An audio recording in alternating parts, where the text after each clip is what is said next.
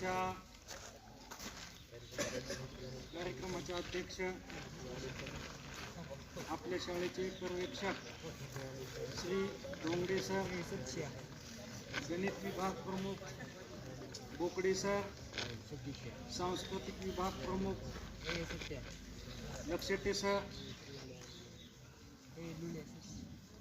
Dhoble sir, माझे सर्व शिक्षक मित्र, शिक्षकेतर कर्मचारी, सर्वप्रथम बिरसा मुंडा यांच्या जयंतीनिमित्त आपल्या सर्वांना माझ्याकडून हार्दिक शुभेच्छा.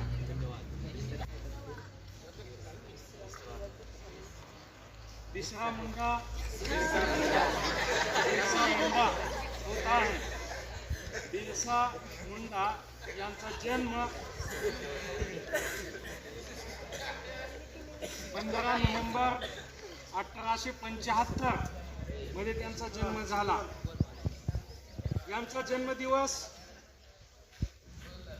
जनजातीय गौरव दिन म्हणून 2021 मध्ये केंद्र सरकारने त्यावेळेचे मंत्री अनुराग ठाकूर यांनी यांचा जन्मदिवस जनजातीय गौरव दिन म्हणून साजरा करण्याचं ठरवलं. म्हणूनच आज आपल्या शाळेमध्ये आपण यांची जयंती या ठिकाणी साजरी करत आहोत. बिरसा मुंडा लहानपण त्यांचं कसं होतं? त्यांच्या वडिलाचं नाव सुगना आणि आई जी आहे ती कर्मी, आणि त्यांची पत्नी जी होती हिराबाई, काळामध्येच त्यांचा मृत्यू झाला.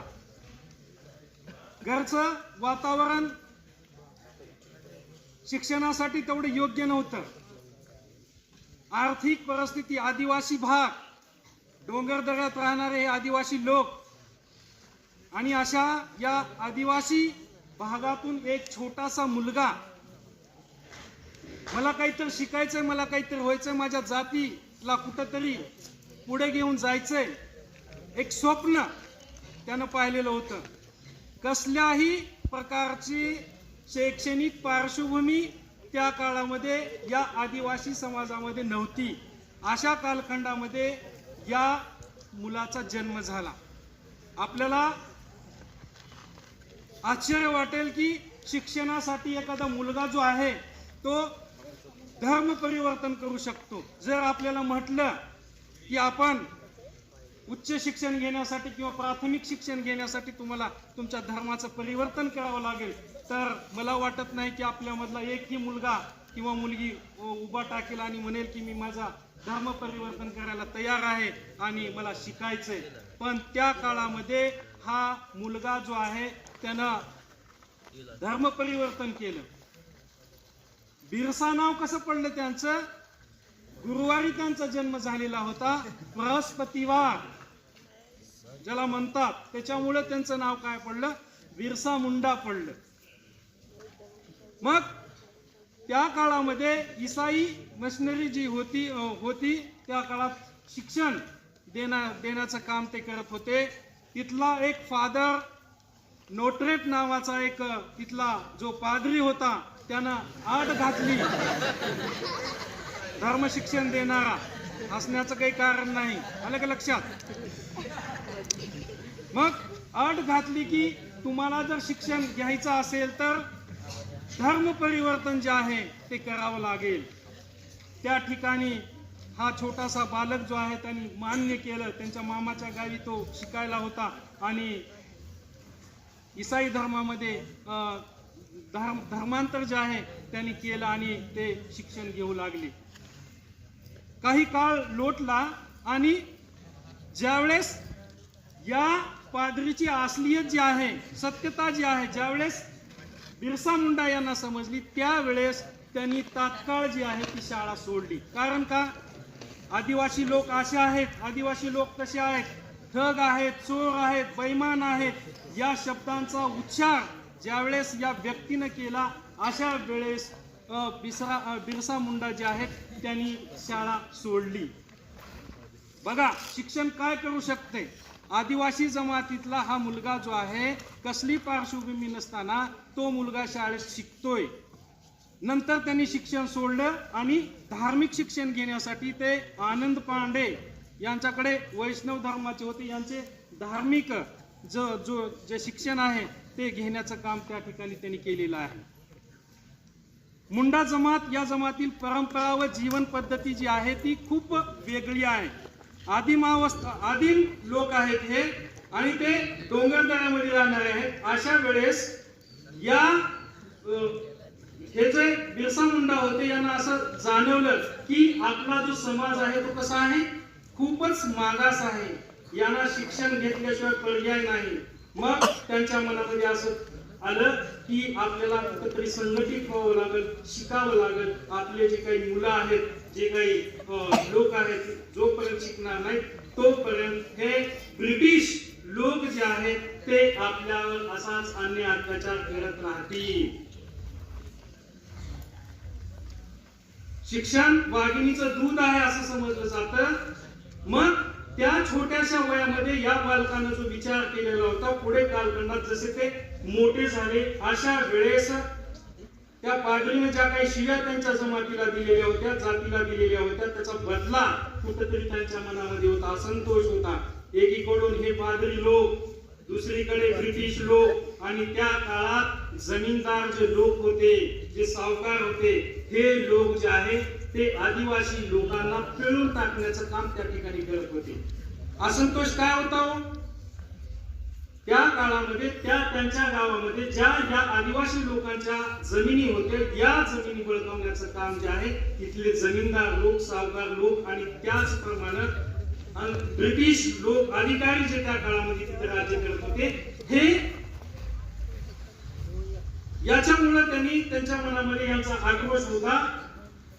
1857 ला ज्यावेळेस लढाई झाली त्यावेळेस 1869 ला इंग्रज लोकांनी एक कायदा आणला की आदिवासी लोकांच्या जेवढ्या काही जमिनी आहेत त्या जमिनी पूर्णपणे ब्रिटिश साम्राज्याचा भाग असतील. मग यांनी शिक्षण घेतलं. यांना असं वाटत होतं की आपण गुलाम आहोत, ब्रिटिशांचे आपण गुलाम आहोत. मग त्यांनी काय केलं, सर्वसामान्य त्या काळातील त्यांचे जे काही जाती धर्माचे लोक आहेत त्यांना एकत्रित करण्याचं काम त्या ठिकाणी ते करू लागले. पुढे चालून त्यांना असं लक्षात आलं की आपल्याला संघटित होऊन या जमीनदार असतील, सावकार असतील किंवा हे ब्रिटिश लोक असतील यांचा आपल्याला मुकाबला आपण करावा लागेल. बघा, इंग्रजाकडे बंदूक होते, पिस्तूल होते. त्या काळामध्ये हे जे आदिवासी लोक होते यांच्याकडे बाण, धनुष्य बाणाने ते त्या लोकांचा त्यांनी काय केला, मुकाबला करण्याचं ठरवलं. मग अशा काळामध्ये या सर्वसामान्य लोकांच्या ज्या काही जमिनी होत्या त्या जमिनी त्या ब्रिटिशांनी बळकावलेल्या होत्या. असं मग हे जे काही आंदोलन त्या काळामध्ये बिरसा मुंडा जे आहेत ते चालवत होते, ब्रिटिशांनी हे आंदोलन जे आहे ते मोडीत काढण्यासाठी दोन अटी त्या ठिकाणी ठेवल्या. इकडे लक्ष द्या. त्या दोन अटी कोणत्या होत्या? एक अट होती आदिवासींच्या ज्या काही जमिनी आहेत त्या सरकारी. या कार्यक्रमाचे अध्यक्ष म्हणून सन्माननीय डोंगरे सरांनी आपला वेळ दिला, सर्व विद्यार्थ्यांना ऐकलं, त्याबद्दल विभागाच्या वतीनं सन्माननीय डोंगरे सरांचा प्रथमतः मी आभार व्यक्त करतो. त्याचबरोबर माझे सहकारी मित्र डोंगरे सर यांचं आभार व्यक्त करतो. आणि शिंदे सराबद्दल काही ओळी या ठिकाणी म्हणून मी आपलं थांबतो. ओळी ऐकत पुन्हा करायला.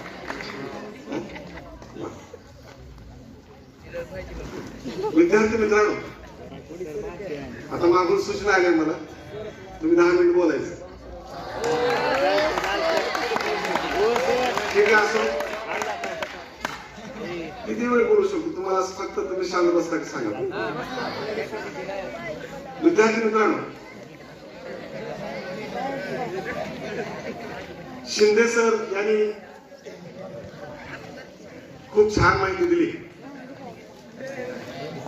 अगदी अभ्यासू भाषण शिंदे सरांनी केलं आणि ते भाषण मी पहिल्यांदाच अगदी बिरसा मुंडाला मी ऐकत होतो.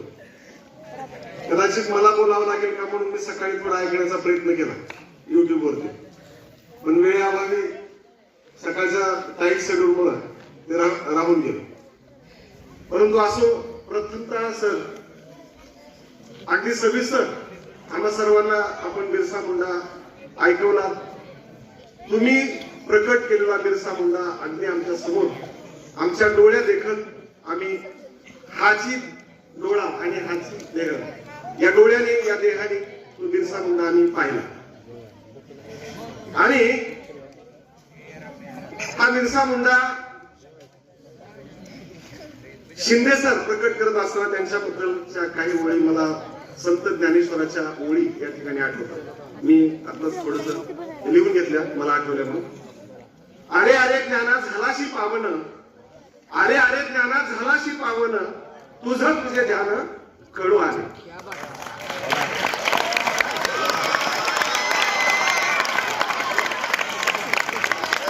अरे अरे ज्ञाना झालाशी पावन, तुझं तुझे ध्यान कळू आले.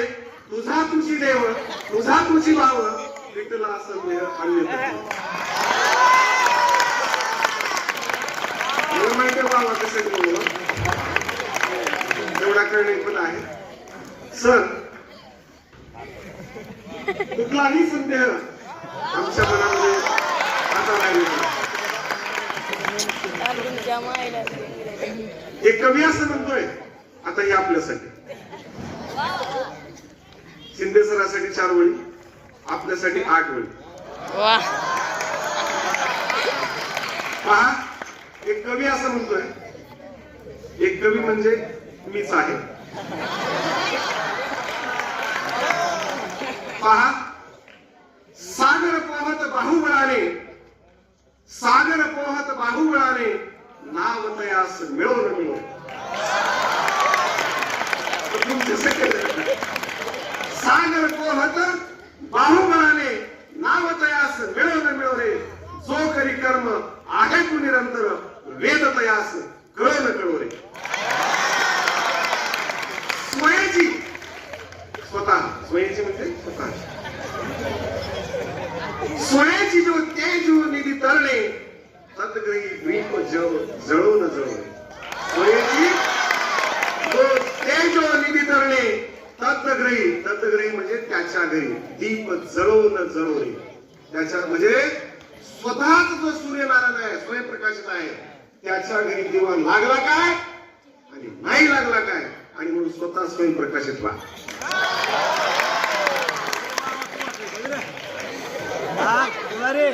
डोक्यात वाजण्यासारखं व्हावं म्हणून का पहा. आणि टाळ्या कशा वाजतात मला माहित आहे. रस्त्यावर देखील गतिरोधकापाशी टाळ्या वाजतात बरं. हा, 10 रुपये काढण्यासाठी. तसं जर वाजवायचं वाजवा, 10 रुपये लगेच देतो. हा पहा, शेवटचं वाक्य हे तुमच्यासाठी. शेवटच्या 2 ओळी, ओळख जास स्वतःची, ओळख जास स्वतःशी, देव तयास कळो न कळो. ज्याला स्वतःची ओळख पटली ना, त्याला देव कळला काय आणि नाही कळला काय. आणि म्हणून स्वतःची ओळख पटली आपल्याला, आणि म्हणून आपण शांत बसतो. लिहून भाषण करत असताना कोणीही वही चिठ्ठी चपाटी आणायची नाही. 1च मिनिटाचं भाषण करा. 1च, मी म्हणत नाही तुम्ही 5 मिनिटाचं भाषण करा. 1, 2, तुम्हाला जेवढं कमीत कमी शब्दात प्रकट व्हा, पण असं भाषण करा की सगळ्यांचे त्या ठिकाणी म्हणजे आश्चर्यचकित झाले पाहिजे. दातोतली उंगलिया म्हणजे सगळ्यांच्या दातोतली उंगलिया पाहिजे, लक्षात ठेवा. आणि म्हणून 1च मिनिट बोला, सुरुवात, मध्ये आणि शेवट, जाता जाता येता येता. लक्षात ठेवा, येता येता एक वाक्य म्हणायचं म्हणजे इथं आलं की, नाही तर तिकडेच म्हणत यायचं.